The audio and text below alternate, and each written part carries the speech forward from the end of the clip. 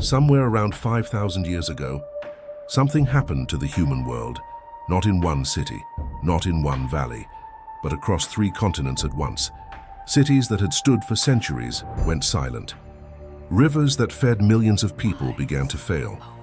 Temples were abandoned mid-prayer. And in the span of a few generations, some of the most advanced societies on Earth simply stopped. No single army did this, no single king, no single disaster that we can point to and say, there, that is the villain. So what could reach across an entire continent, into different cultures, different languages, different gods, and bring them all to their knees in the same dark window of time? That is the question this story is going to ask. And the answer is darker and stranger than most people expect. Welcome back to Mythic Origins. Today we're stepping into one of the strangest patterns in ancient history, a pattern that historians have noticed for over a century, but still argue about today. At more than one point in the deep past, separate civilizations with no contact, no trade routes, and no shared knowledge of each other's existence appear to break down in eerily similar ways, in eerily similar windows of time. We're going to walk through the evidence, the cities, the myths that may be memories, and the theory that ties it all together, climate collapse and the limits of human power. This isn't a story about ancient aliens or lost magic. It's something more unsettling, because it's real. It's the story of how fragile civilization actually is, and how it may have nearly ended, more than once, long before anyone wrote it down. To understand what was lost, we have to understand what existed. By the dawn of the Bronze Age, the human world had changed completely. In Mesopotamia, between the Tigris and Euphrates rivers, cities like Uruk had grown larger than anything humanity had built before, temples rising in mud brick layers, irrigation canals stretching for miles, a writing system etched into wet clay that let memory outlive the men who held it. In Egypt, along the Nile, a single kingdom was forming from dozens of smaller ones, uniting under rulers who would soon be remembered as gods on earth. Far to the east, along the Indus River, cities were being laid out with a precision that still puzzles archaeologists. Straight streets, drainage systems, public baths. Centuries before Rome would build anything similar, these societies didn't know each other existed. Separated by deserts, mountains, and thousands of miles, they rose independently, almost like the human story was repeating itself in parallel, in different corners of the world, and for a long time, they thrived. But thriving in the ancient world depended on one fragile thing, something so basic that we rarely think about it today. Rain, rivers, predictable seasons, and predictability, it turns out, was never guaranteed. Here is where the mystery gets uncomfortable. When archaeologists began comparing timelines across different cultures, they noticed something they didn't expect, a pattern of collapse that didn't follow trade routes or military campaigns. It followed something else entirely. Around 2200 BC, Egypt's old kingdom, the age of the pyramid builders, fell into chaos. Centralized power broke down, famine spread. Ancient texts from this period describe a chilling scene, rivers running low, the poor turning against the rich, a fractured kingdom where order had once seemed eternal. At nearly the same time, on the other side of the desert, the Akkadian Empire in Mesopotamia, one of the first empires in human history, collapsed as well. Cities were abandoned. Population in some regions dropped so sharply that archaeologists can see it in the layers of the earth itself. 2 empires, no shared border, no recorded war between them, falling apart in the same narrow window of time. It's the kind of coincidence that makes historians nervous, because coincidences this precise usually aren't coincidences at all. So researchers started asking a different question. Not what enemy destroyed these civilizations, but what did these civilizations have in common that an enemy never could?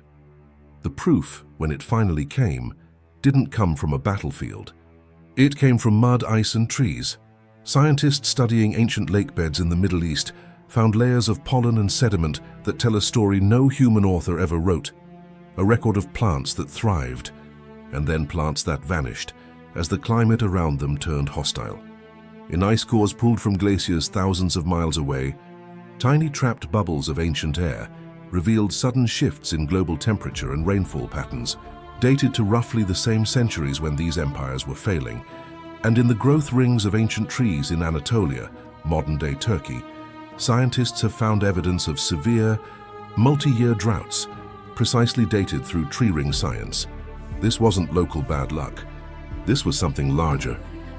Climate shifts, in some cases stretching across centuries, that pulled the rug out from under agriculture across an enormous stretch of the ancient world, from North Africa, through the Near East and into Asia. And when farmland fails for one season, a society can usually survive. People store grain.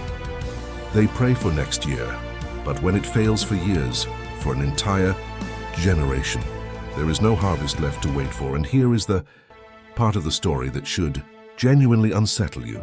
These civilizations were not destroyed by an invading army storming the gates. They were not destroyed by some single, dramatic catastrophe that historians could point to with confidence. They were undone by their own success. The very systems that made these societies powerful, centralized grain storage, rigid hierarchies, dependence on a single river or a single harvest cycle, were the exact systems that made them fragile when the climate turned against them. A small farming village can scatter, adapt, move. A vast, centralized kingdom, feeding hundreds of thousands of people through one irrigation network, cannot simply pack up and walk away. The bigger and more advanced the civilization became, the less room it had to bend without breaking. And once the rains failed for long enough, the same engineering brilliance that built temples and palaces became a trap. Grain stores ran dry. Trade routes that depended on surplus collapsed. Authority that depended on the king's ability to feed his people began to crumble.